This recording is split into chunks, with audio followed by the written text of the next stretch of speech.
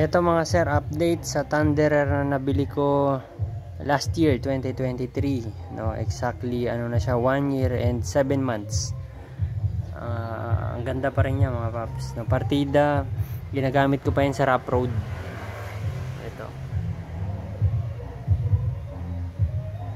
Ito naman yung nasa harap.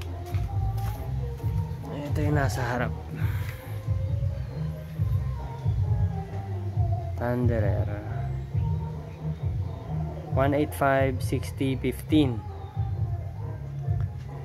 year 2023 May. Ito mga paps, yan yung kapal niya. Ayan, makapal pa. 1 year and 7 months. In order ko lang yan, online lang rin mga paps, no? Okay, alright.